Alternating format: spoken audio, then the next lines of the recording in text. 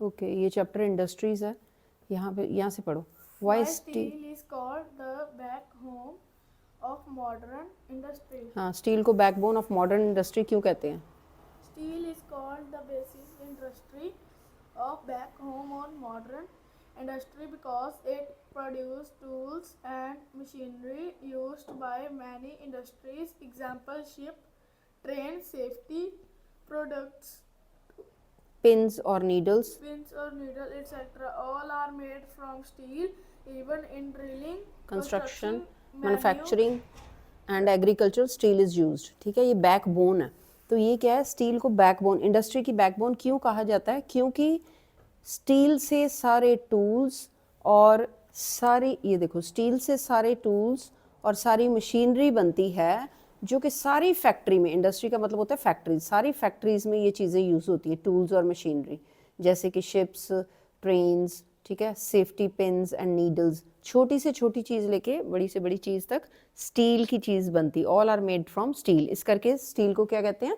Backbone of the modern industry. ठीक है, drilling में, कंस्ट्रक्शन में, हर एक चीज़ में, एग्रीकल्चर में स्टील के बिना कोई काम नहीं हो सकता, स्टील यूज़ होती है। Next is mention some risk reduction measures in case of industrial disaster.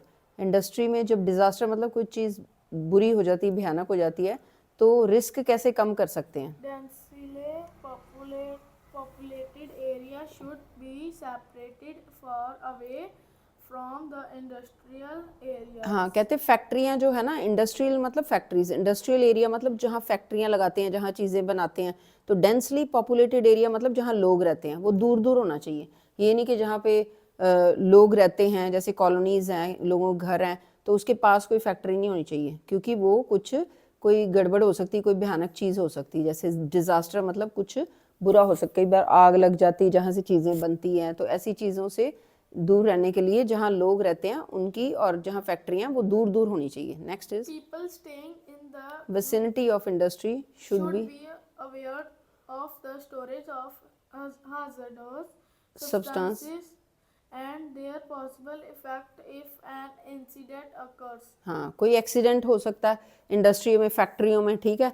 तो जो लोग पास पास रहते हैं इंडस्ट्री के, विसिनिटी मतलब इंडस्ट्रियल एरिया के पास पास फिर भी रहते ही हैं, चाहे घर दूर है फिर भी कुछ लोग इंडस्ट्री के आसपास रहने वाले होते हैं, शुड भी, उनको पता होना चाहिए of the storage of hazardous substances, कि यहाँ पे कुछ चीज़ें ऐसी हो सकती हैं जिनको हजार्डस मतलब जो कि बुरी हो सकती है, जिनको आग लग सकती है, जो कि हमारी कई बार हेल्थ के लिए बुरी होती है, कुछ गैसेस निकलती हैं, स्मोक निकलता है, ठीक है।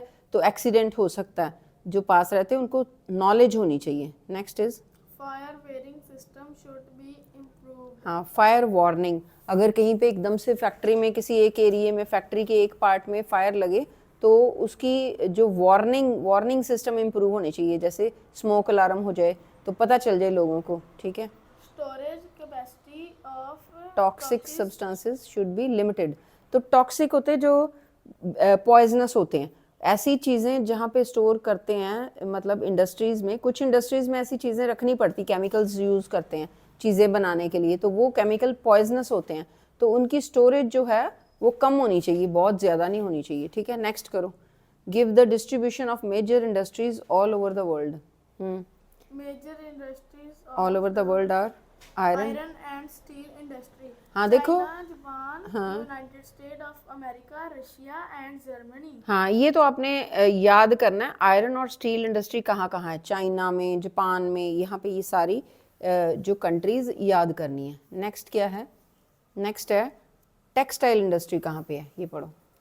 Tex textile industry industry India, Hong Kong, South Korea, Iran and Japan. हाँ, ये भी याद कर लो, ये कंट्रीज के नाम है।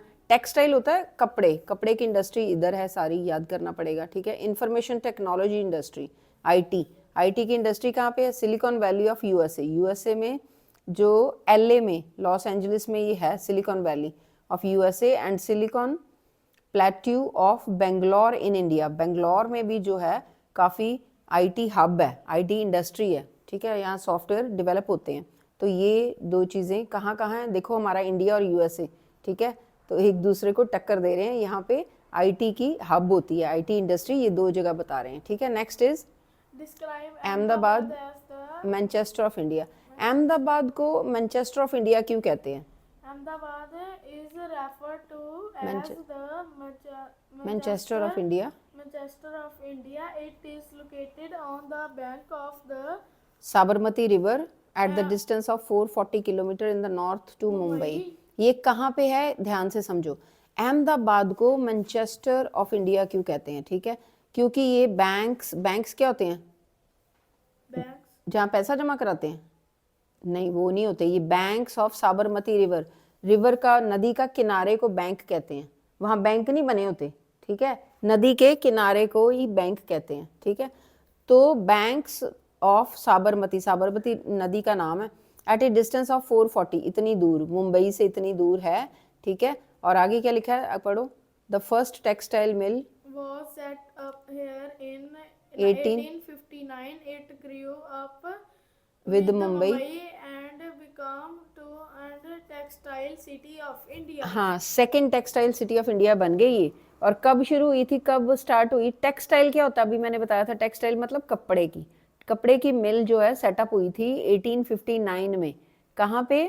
अहमदाबाद में। और फिर ये मुंबई के साथ साथ आगे और ग्रो होती रही, ठीक है, और बढ़ती रही, ठीक है, काम ज़्यादा होता रहा, और फिर second textile city of India, India की सेकंड टेक्सटाइल सिटी बन गई। नेक्स्ट इज कौन सी सिटी? अहमदाबाद। अहमदाबाद को क्यों कहते हैं मैनचेस्टर ऑफ इंडिया? क्योंकि ये टेक्सटाइल इंडस्ट्री है यहाँ पे, बड़ी पुरानी, ठीक है। और next is differentiate between agro based industry and mineral based industry. Agro based पढ़ो पहले यहाँ से। These industries use raw material from agriculture as raw material. हाँ, एग्रीकल्चर क्या होता है? खेती बाड़ी की जो चीज़ें, रॉ मटेरियल, कोई रॉ मटेरियल यूज़ करते हैं इस इंडस्ट्री में, ये फैक्ट्रियों में जो खेती से चीज़ें आती हैं उनको यूज़ करते हैं। They प्रोवाइड मतलब प्रोवाइड एम्प्लॉयमेंट, ये मतलब एम्प्लॉयमेंट देते हैं। एम्प्लॉयमेंट क्या होता है? एम्प्लॉयमेंट होता है नौकरियां, ठीक है। ये एम्प्लॉयमेंट किसकी बात कर रहे हैं? एग्रो बेस्ड इंडस्ट्री की। एग्रो से मतलब एग्रीकल्चर से, खेती बाड़ी से चीज़ें यहाँ पे फैक्ट्रियों में आती हैं। तो ये फिर देखो, फैक्ट्रियों में लोग काम करते हैं तो लोगों को एम्प्लॉयमेंट मिलता है। एम्प्लॉयमेंट मतलब जॉब्स भी लिख सकते हो, ठीक है। They provide jobs to large number of people. in rural area, फैक्ट्रियों में कितने लोग काम करने जाते हैं, है ना, तो वो रूरल एरिया क्या होता है? जो विलेज होते हैं, ठीक है। Next is they are mostly Owned by the private corporation sector. Example: jute, sugar, cotton, textile, हाँ, etc. ठीक है जी। ये ज़्यादातर ना प्राइवेट लोगों ने ये बनाई होती हैं। कि किसकी बात करें? एग्रो बेस्ड इंडस्ट्री, ठीक है, या फिर कोऑपरेटिव सेक्टर, ठीक है। और जैसे जूट किससे बनता है? जूट क्या होता है? जूट होता है जैसे कि वो रस्सियाँ नहीं बनती, धागे, रस्सियाँ, ठीक है। और शुगर भी यहाँ पे एग्रीकल्चर से, फार्म से शुगर जाती। फार्म से कैसे शुगर जाती? शुगर केन, फार्म से शुगर केन जाता है और शुगर केन फैक्ट्री में जाता है। शुगर फैक्ट्री में क्या बनाते हैं फिर वो? शुगर केन से चीनी बना देते, शुगर बनाते। Cotton textile, okay. Next is यहाँ पे ये जो लास्ट लाइन है, यहाँ पे क्या बताया हुआ है इन्होंने कि जैसे कि जूट, शुगर और कॉटन कहाँ से? शुगर कहाँ से, कैसे बनती है? शुगर केन से। तो शुगर केन जाएगा एग्रीकल्चर से, ठीक है, और फील्ड से फार्मर्स भेजते हैं और वहाँ से क्या बनता है? शुगर बन जाती है शुगर केन से। और फिर कॉटन भी तो फील्ड्स में उगाते हैं फार्मर, ठीक है। कॉटन फार्मर्स जो है वो यहाँ फैक्ट्रीज में दे देते हैं और वहाँ से ये टेक्सटाइल मतलब कपड़ा बनता है, ठीक है। इसीलिए इसको एग्रो बेस्ड इंडस्ट्री कहते हैं। सेकंड आगे mineral based industry. Use mineral as their raw material. हाँ, पहली लाइन याद रखनी है। ये क्या यूज करते हैं? यूज रॉ मटेरियल कहाँ से आता है? एग्रीकल्चर से। तो यहाँ पे एग्रो मतलब एग्रीकल्चर, और यहाँ पे use mineral as raw material. Next is they provide to both rural and urban labour. यहाँ पे सिर्फ रूरल था ना, रूरल मतलब विलेजेस में, अर्बन मतलब शहरों में। तो ये दोनों को ही क्या देते हैं? लेबर मतलब जॉब्स, मजदूरी। तो यहाँ पे शहर के भी मजदूर काम कर सकते। किसकी बात हो रही है? फैक्ट्रियों को इंडस्ट्री कहते हैं। तो यहाँ पे रूरल और अर्बन दोनों ही हैं, विलेज के और सिटी के। Next is They are mostly owned and run by public sector and huge Investment of- investment of capital is required. Example, iron, steel and machine and tool industry. हाँ, huge amount of capital, capital होता है पैसा, पैसा बहुत चाहिए ऐसी factory लगाने के लिए, तो ये जो है आयरन, स्टील और मशीन और टूल इंडस्ट्री होती है, ठीक है। Next is describe the locational advantages of Pittsburgh steel city in the United state of America. हाँ जी पढ़ो। Coal is available locally. हाँ, कोल तो सब जगह पे यहाँ पे मिल जाता है। ये है पिट्सबर्ग स्टील सिटी। इसके फ़ायदे क्या हैं?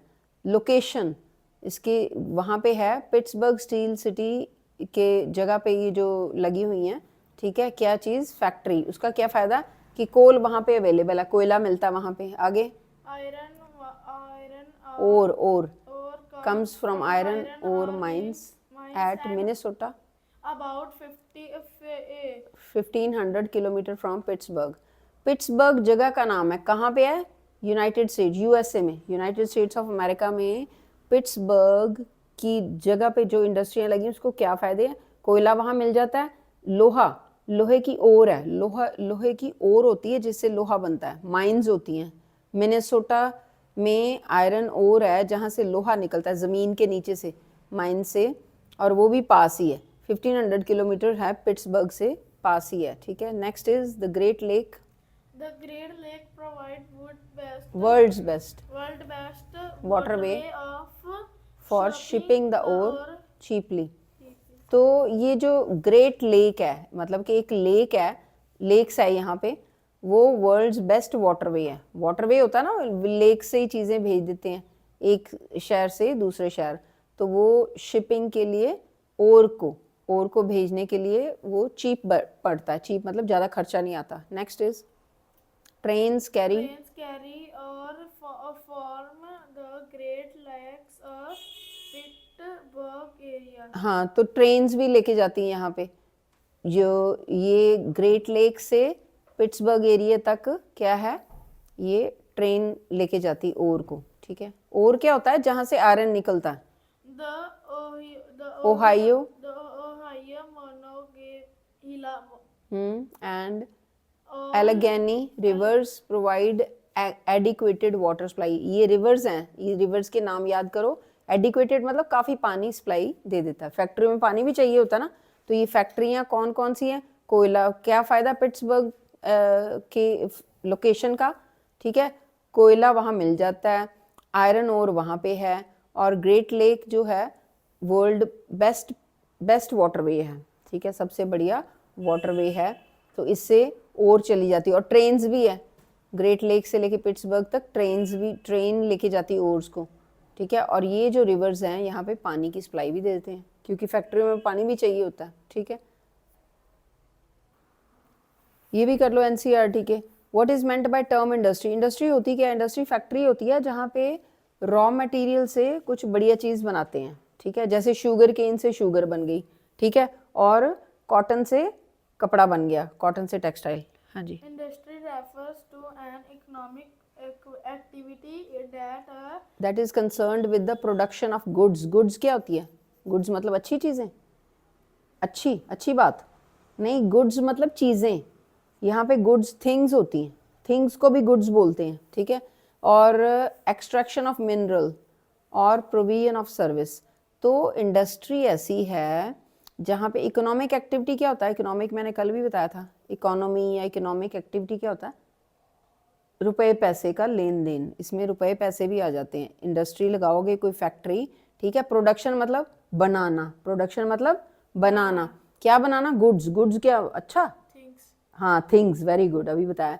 तो गुड्स का मतलब होता है चीज़ें, प्रोडक्शन मतलब बनाना, जहाँ पे चीज़ें बनती है और पैसे भी हम कमा सकते हैं, और वहाँ पे मिनरल भी एक्सट्रैक्ट होते हैं, या फिर कोई सर्विस भी होती है। सर्विस मतलब जैसे आईटी इंडस्ट्री है, तो वो तो फिर कोई चीज़ें प्रोड्यूस करती है ना, सॉफ्टवेयर वगैरह, ठीक है। सर्विसेज में जैसे होटल इंडस्ट्री हो गई, होटल इंडस्ट्री में सर्विसेज ही है ना, वहाँ कोई चीज़ थोड़ी बनती है, ठीक है। Next is what are the main factors which influence the location of industry? तो फैक्ट्री कहाँ लगानी चाहिए उसके ऊपर क्या, किसके ऊपर डिपेंड करता है? Availability of raw material material, land, water, labor, power, capital, transport, market, government policies. ये देखो इंडस्ट्री वहाँ लगानी चाहिए जहाँ पे हमें रॉ मटेरियल मिल जाए, ठीक है। जैसे अभी आपको बताया था कि जो एग्रो इंडस्ट्री होती है, एग्रो बेस्ड इंडस्ट्री होती है, वो विलेजेस में होती है, ठीक है। तो वहाँ पे रॉ मटेरियल मिल जाता है जल्दी जल्दी, विलेज में जहाँ पे एग्रीकल्चर होता है। मिनरल होती है वो अर्बन में होती है। हाँ, जो मिनरल बेस्ड इंडस्ट्री वो अर्बन में होती है, वेरी गुड। उसके बाद ये लैंड, ये देखना कि जगह कहाँ पे है, ठीक है। जिसने इंडस्ट्री लगानी है उसकी जगह, उसको देखना चाहिए कि जगह कहाँ पे अवेलेबल है, ठीक है। तो एक पानी भी होना चाहिए, फैक्ट्रियों में पानी भी चाहिए होता है, फैक्ट्रियों में लेबर, मजदूर भी चाहिए। मजदूर कहाँ से, पास पास से मिल जाते हैं, ठीक है। जहाँ फैक्ट्री लगाओ पास से आ जाएं, दूर से ना आना पड़े। पावर, पावर क्या होता है, लाइट, क्योंकि फैक्ट्रियों में मशीन लगती है तो पावर, लाइट होनी चाहिए वहाँ पे। ये नहीं कि ऐसे विलेज में लगाओ जहाँ पे पावर ही नहीं। उसकी कैपिटल क्या है, कैपिटल मतलब रुपया पैसा, रुपया पैसा भी होना चाहिए, ठीक है। कैपिटल क्या होता है, रुपया पैसा। नेक्स्ट पढ़ो, ट्रांसपोर्टेशन, वहाँ पे चीज़ें लाने ले जाना भी, ट्रांसपोर्टेशन, रोड्स वगैरह बनी होनी चाहिए, मार्केट होनी चाहिए। तो गवर्नमेंट की पॉलिसी भी देख लो, गवर्नमेंट की पॉलिसी में अभी पढ़ा था ना कि जहाँ पे लोग रहते हैं वहाँ पे इंडस्ट्री नहीं लगानी। ये ऐसे नहीं कि कॉलोनी में इंडस्ट्री बना लो। Next is Which industry is often referred To to backbone. as the backbone of modern industry and way? Why. तो बैकबोन, मॉडर्न इंडस्ट्री को बैकबोन, मॉडर्न इंडस्ट्री की बैकबोन कौन सी है, ये पीछे भी पढ़ा, iron and steel industry. Industry is often referred to as the backbone of modern industry industry Because almost everything- we use is either made of iron or steel or has been made with tools and machinery of these metals. देखो backbone क्या होती है पता है आपको, रीढ़ की हड्डी। तो रीढ़ की हड्डी इंसान में ना हो, किसी भी जानवर में भी जिनके हैं, ठीक है ना, तो वो तो फिर जैसे रीढ़ की हड्डी, स्नेक की रीढ़ की हड्डी नहीं होती, बैकबोन नहीं होती, तो वो तो खड़ा नहीं ना हो सकता, वो तो एकदम से लेट जाएगा, ठीक है, उससे खड़े होके काम नहीं होगा। तो अब बैकबोन, अब इंडस्ट्री की बात हुई है, इंडस्ट्री की रीढ़ की हड्डी कौन सी है, किसके बिना काम ही नहीं चलता, किसके बिना हम चल नहीं सकते। इंडस्ट्री की रीढ़ की हड्डी कौन सी है, आयरन एंड स्टील। इंडस्ट्री की बैकबोन कौन सी है, आयरन एंड स्टील। तो वही बैकबोन है इंडस्ट्री की। क्यों, क्योंकि इसके बिना, इसके ऊपर ही सारी इंडस्ट्रियां काम करती हैं।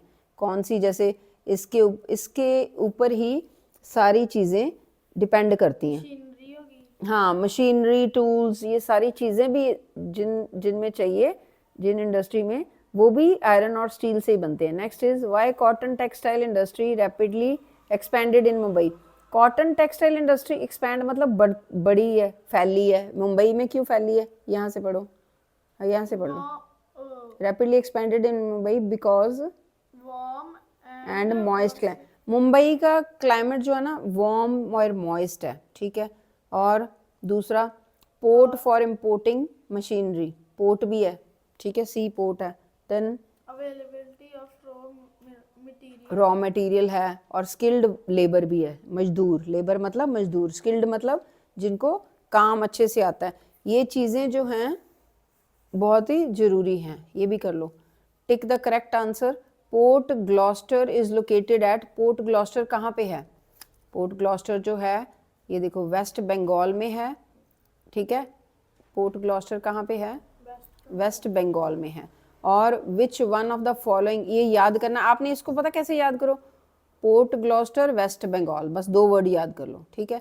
दूसरा, which one of the following is the natural fibre, natural fibre कौन सा है, जूट। हाँ, ये ऐसे 2 वर्ड याद कर लो, नेचुरल फाइबर, जूट। अब ये देखो एग्रो बेस्ड इंडस्ट्री और मिनरल बेस्ड इंडस्ट्री, ये मैंने करा दिया आपको।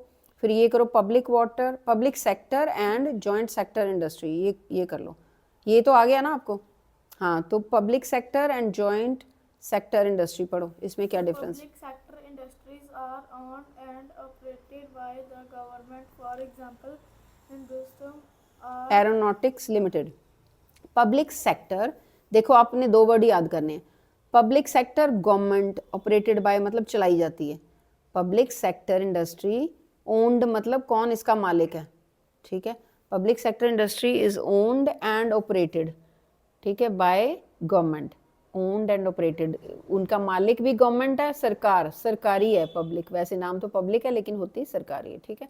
इसका नाम एक एग्जांपल भी याद कर लो। Joint उसके बाद sector industries are owned and operated by the state and individual or a group of individual. Example, Maruti उद्योग लिमिटेड। हाँ, तो ये owned and operated, A 2 word याद कर लो, ओन्ड एंड ऑपरेटेड मतलब इसके मालिक, जॉइंट सेक्टर, जॉइंट का नाम ही है इकट्ठे, ठीक है। जॉइंट सेक्टर इंडस्ट्री का मालिक या फिर कौन चलाता है, बाय स्टेट एंड इंडिविजुअल या फिर ग्रुप ऑफ इंडिविजुअल। इंडिविजुअल मतलब एक पर्सन, इंडिविजुअल का मतलब है एक पर्सन, या तो एक पर्सन चलाता है या उस 2-4 इकट्ठे मिलके ग्रुप चलाते हैं, जैसे कि ये, ठीक है, जॉइंट सेक्टर, ये भी पेपर में आ सकता है, ठीक है। ओके बेटा, ये भी कर लो एनसीईआरटी, ठीक है। चलो, what was the demand? the demand of Rani Lakshmibai Jhansi that was refused by the British? Demand मतलब रानी, इसको समझो, रानी लक्ष्मीबाई झांसी की थी, ठीक है ना, ये तो पता ही है सबको। उसने क्या मांग रखी, क्या डिमांड रखी, जिसको ब्रिटिश ने, अंग्रेजों ने रिफ्यूज कर दिया कि नहीं, तेरी ये डिमांड नहीं माननी। Answer, she wanted the company She wanted the company to recognize her adopt son as the heir to the kingdom after the death of her husband. हाँ, तो वो चाहती थी कंपनी जो है, उसने ना एक बेटा अडॉप्ट किया था, ठीक है, एक बेटा अडॉप्ट कर लिया था, तो वो कहती थी कंपनी मेरे बेटे को जो मैंने अडॉप्ट किया है उसको मेरा वारिस मान ले, टू द किंगडम, उसकी जो किंगडम है, जो उसकी राजधानी है जिसमें वो राज करती थी, after the death of her husband, उसके हस्बैंड की डेथ के बाद उसका जो अडॉप्टेड सन है उसको ही वारिस मान ले। तो लेकिन ब्रिटिश ने क्या कहा, ब्रिटिशर्स ने क्या कहा, नहीं, रिफ्यूज कर दिया, मना कर दिया, वो कहते हैं नहीं। Next is, what did British do to protect the interest of those who converted to the Christianity? तो ब्रिटिश ने क्या किया उनके इंटरेस्ट बचाने के लिए जो कि क्रिश्चियन बन गए थे, इंडियन। हाँ जी, पढ़ो। The Indians who convert to Christianity were allowed to inherit to property of the ancestors मतलब ancestor होते हैं बाप दादे, मतलब बुजुर्ग, अपने बुजुर्गों की प्रॉपर्टी उनको मिल गई, वो इंडियंस जो कि क्रिश्चियन बन गए थे।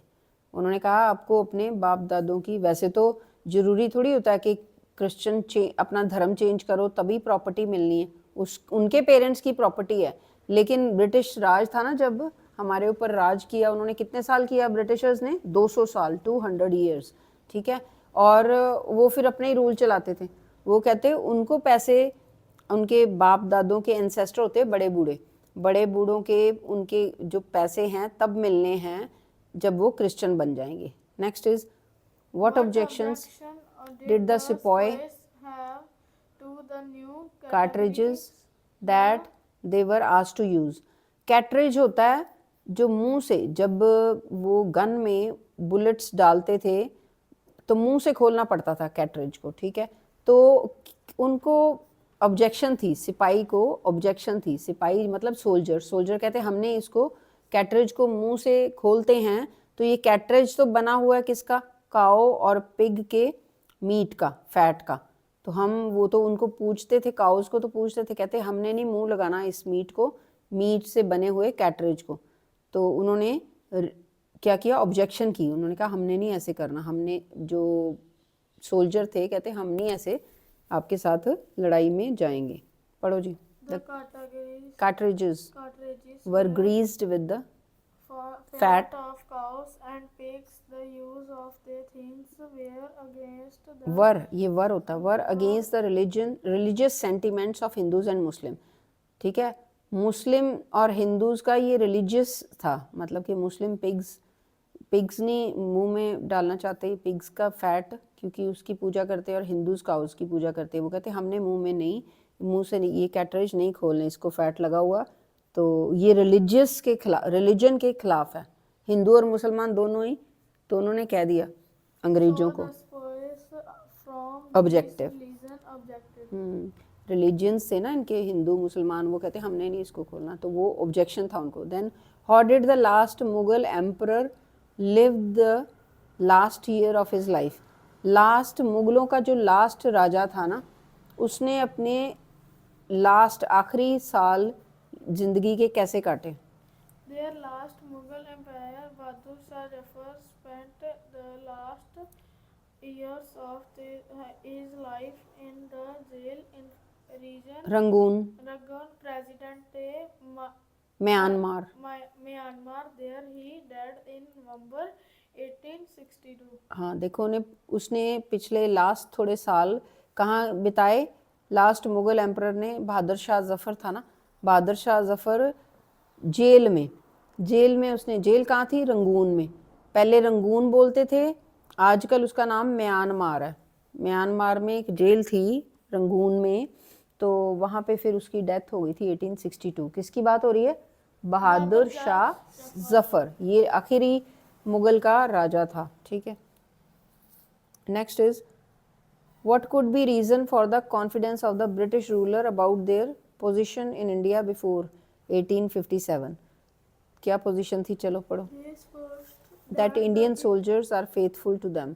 तो ये जो ब्रिटिश रूलर थे ना, राजे थे जो अंग्रेजों के, जो रूल करते थे हमारे ऊपर, इंडिया के ऊपर, तो वो सोचते थे इंडियन सोल्जर जो हैं बड़े फेथफुल हैं, अच्छे हैं। हम फेथफुल मतलब कहना मानने वाले, they are very loyal servants, वो बड़े कहना मानने वाले हैं। Then they knew that many of the kings and zamindars are their supporter. किसको पता था, अंग्रेजों को पता था कि काफ़ी राजे और ज़मींदार उनकी सपोर्ट करेंगे, किनकी, अंग्रेजों की। ठीक है, Before 1857, they Had had won won many wars and suppressed many revolt, revolts successfully, so they were confident of their military strength.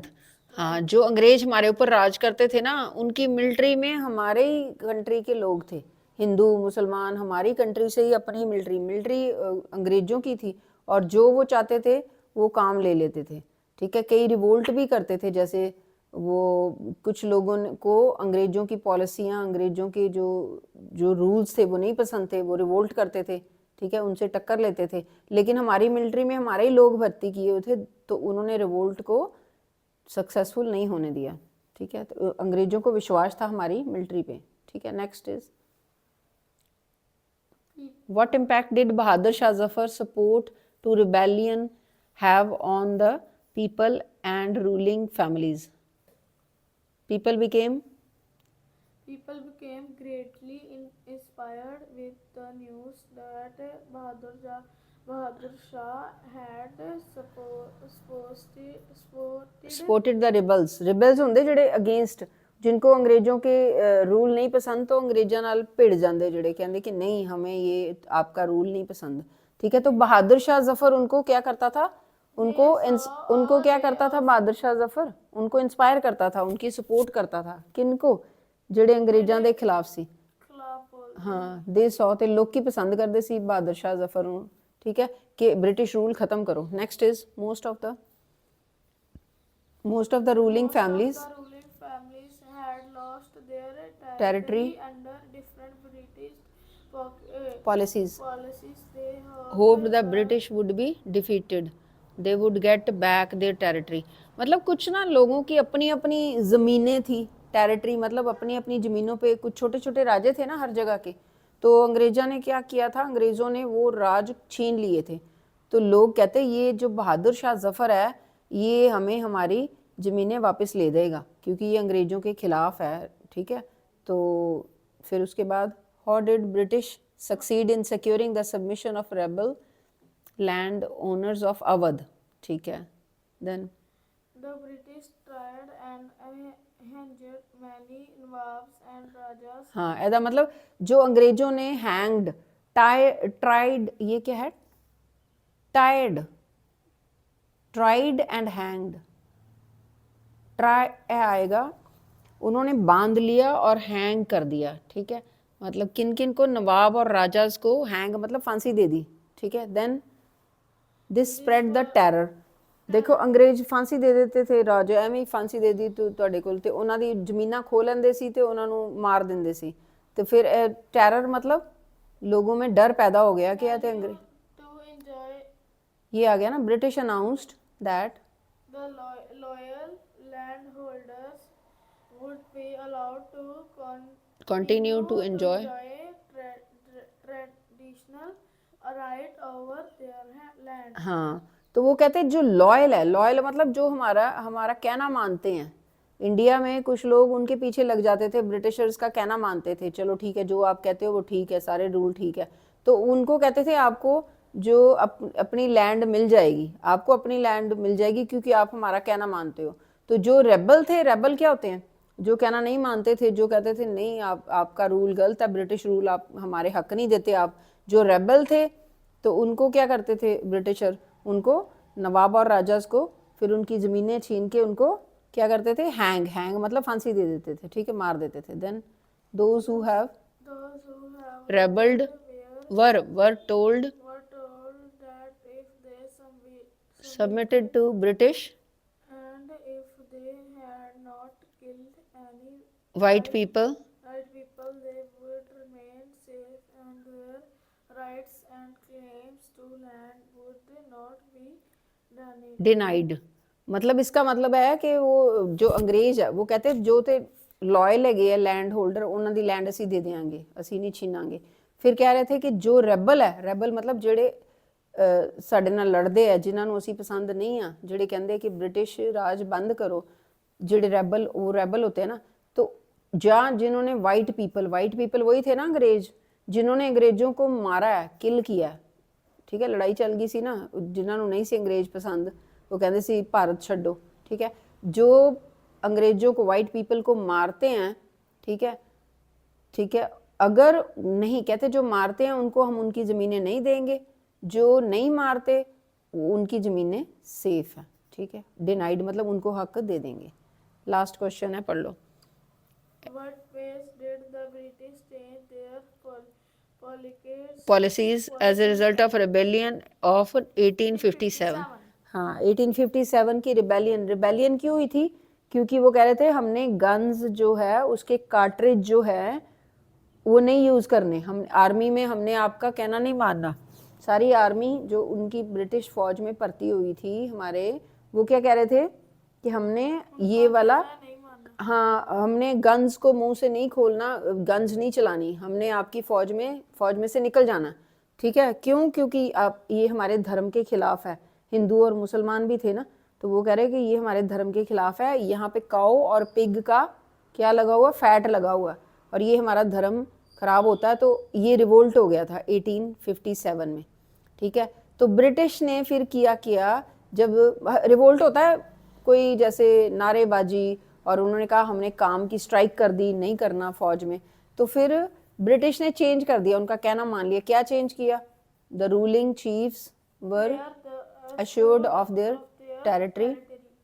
आगे adoption of a son as there was allowed। हाँ, proportion of Indian soldier in the army was reduced and that of European was increased। हाँ, Indian soldiers को army चो कढ़ दिता, क्योंकि Indian soldier strike करते सी ना, कहते चलो ठीक है तुसी निकल जाओ आर्मी चो, होर काम कर लो। तो अपना क्या है, यूरोप वाले लोग, यूरोप कौन सी है, यूरोपियन कंट्री, मतलब वही ब्रिटिश और अंग्रेजों की, अंग्रेजों ने ज़्यादा भर्ती कर लिया। in army proportion of Gurkhas, Sikhs, and Pathan, Pathan was increased। हाँ, ये ज़्यादा आगे आर्मी में, गुरखा, सिख ते पठान। क्यों? कौन से निकल गए? इसमें से हिंदू और मुस्लिम निकल गए, जिनको जो रेबल बन गए थे, जिनको प्रॉब्लम थी कि हमने फ़ौज में नहीं ये काम करना, जिन्होंने स्ट्राइक की थी। Were treated with suspicion and hostility.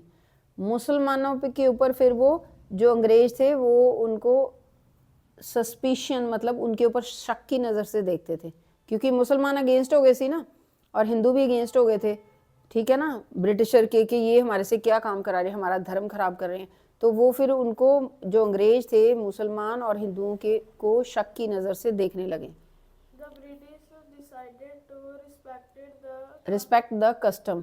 फिर अंग्रेजों ने ना हमारे जो रिवाजों की रिस्पेक्ट करनी शुरू कर दी, एंड रिलीजन, हमारे धर्म की भी रिस्पेक्ट करनी शुरू कर दी, और सोशल प्रैक्टिस जो इंडिया में चलते चीज़ें वो चलने दी।